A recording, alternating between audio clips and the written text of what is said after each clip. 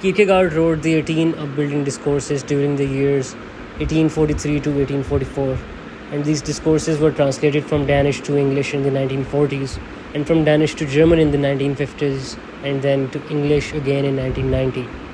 These discourses were published along with Kierkegaard's pseudonymous works. Kierkegaard stressed the value of patience and expectancy when facing life situations, and provides 3 examples of people reacting to anxiety and despair, all of them as praiseworthy as the physical endurance to defeat an external enemy.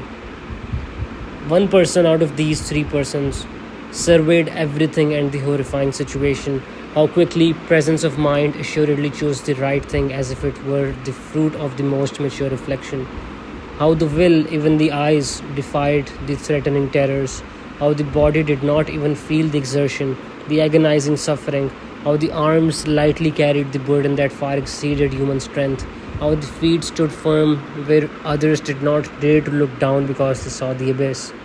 While another person discovered a danger while all speak of peace and security, if he discerned the horror and after, having used the healthiest power of his soul to make himself fully aware of it, again with the horror before his eyes, now developed and preserved the same strength of soul as the one who fought in peril of his life, the same inwardness as the one who fought with death. Yes, then we shall praise him. Another, with troubled imagination, conjured up anxieties he was unable to surmount, while he still could not leave off staring at them, evoking them ever more alarmingly, pondering them ever more fearfully.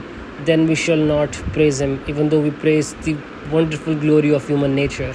But if he brought out the horror and detected the mortal danger, without any thought of providing people by pointless talk with subject matter for pointless pondering, but grasped that the danger had to do with himself, if, then, with this in mind, he won the strength of soul that horror gives, this would in truth be praiseworthy, would in truth be wondrously wonderful. This act of self-discovery is the essence of what Kierkegaard wrote about. He says that people are prone to pay attention to earthly dangers, but these are external dangers. We need to preserve something internal, which is our soul. He explains himself. What is truly worth preserving? It could not be something temporal, inasmuch as, for life's sake, it probably would be desirable to preserve it. But how could one wish to preserve it for death's sake, since it is precisely that which one abandons in death, which without envy and without preference makes everyone equal, equally pure, equally powerless, equally miserable, the one who possessed a world and the one who had nothing to lose, the one who left behind a claim upon a world and the one who was in debt for a world, the one whom thousands obeyed and the one whom no one knew except death, the one whose loveliness was the object of people's admiration and the poor wretch who sought only a grave in order to hide from people. It would have to be something eternal then that the discourse was about, or more accurately, what it could truly be about, and in a single word, what else could that be but a person's soul? He says that the loss of one's soul is much more horrifying than any other loss. He says, if a man did lose his earthly treasure, he presumably would seek to console himself for the loss. He would avoid any reminder of past glory, which would now only cause him pain, and in this way he probably would win peace of mind again. But if someone by being lost himself had lost his soul, then he could not avoid recollection in this way, because the loss would continually be with him through time and eternity in perdition. But such perdition is truly horrible.